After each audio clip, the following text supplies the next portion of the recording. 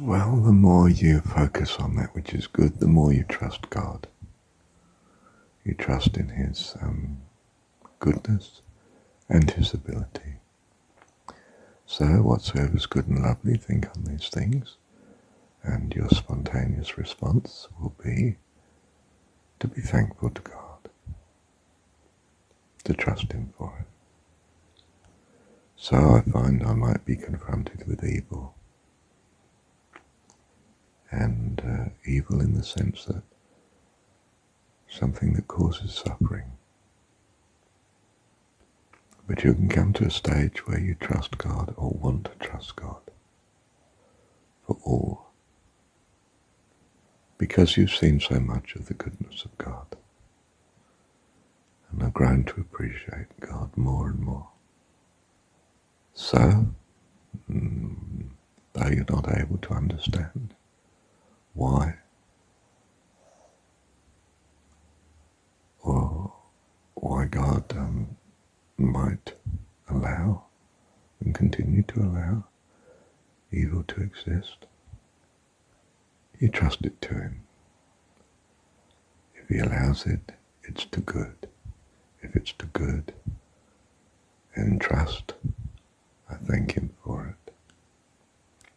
Do you see, I'm not here to destroy evil.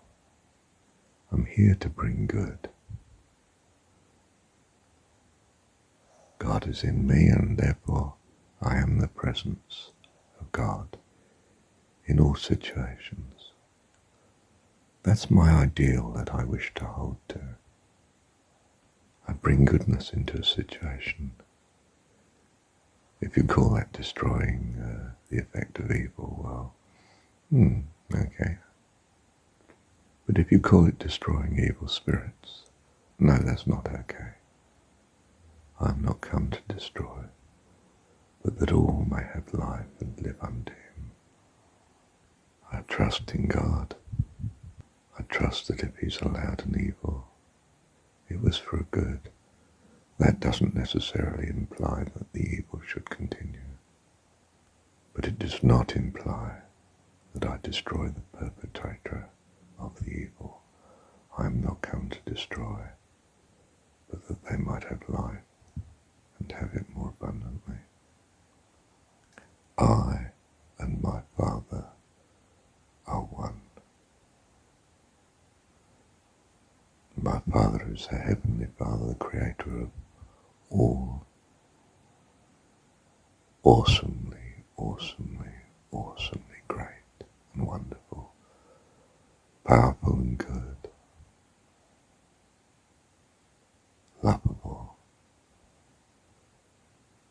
lovable beyond limit.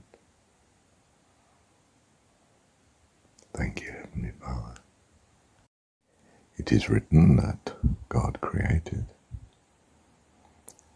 including the angels, and that what He made was good. I can't imagine God creating something evil and to suffer evil. Everything is good. If an angel fell, it's because that propensity was built into him from the beginning by my God. And if people fell, the same applies. And we take it that God has made provision for us as people to return to God. Likewise then the angels that were made a little higher of us. For His kindness, His goodness, and if the prodigal returns a finer person than when he left, how much more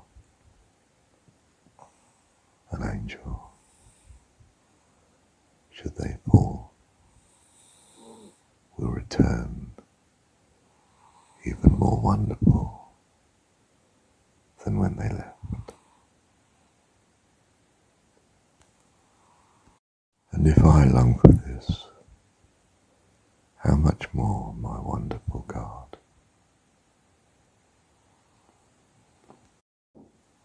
And I've been told, but you have a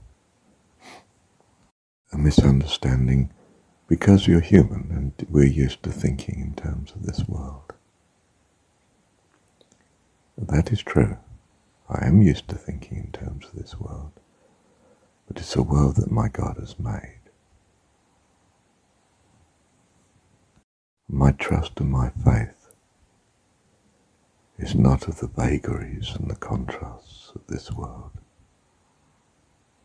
Or rather they are. That this world is to me created by God to teach me his ways. Right, well I've got it. That is the God of love and wonderful, more wonderful than I can conceive of. And if I can conceive of him saving fallen man and fallen angels, well, he's a lot more able than that. I may not at present be able to imagine just how wonderful, how fantastically wonderful my God is. But I can certainly trust it to be so. That this creation is well made, and I have been tutored long in it, long enough to long for the goodness that I've referred to here, that he rescues fallen angels. Thank you, Heavenly Father. Well, of course, if you're a being that longs to create evil and havoc, then that is provided. It's called hell.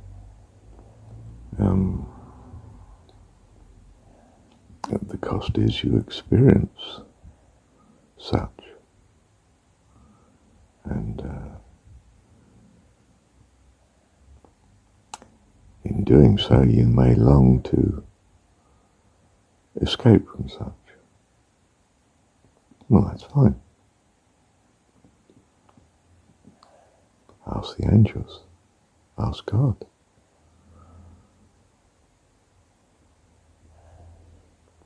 Presumably you've come to a point where you suffered evil so much that you don't like it. You don't want anything to do with it. You don't want ever to do evil or see it again. Well, that's just wonderful. You are ready for the kingdom of heaven. Do you see? Hell is not a place of condemnation. Condemnation is hell. Yes, but it's a blessing that you visit such, that you might learn to appreciate the good and revile evil, which is exactly the qualification to enter the kingdom of heaven.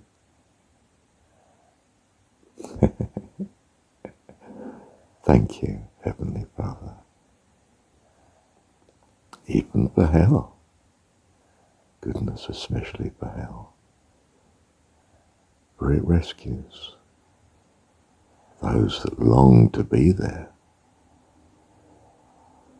from the suffering that such implies.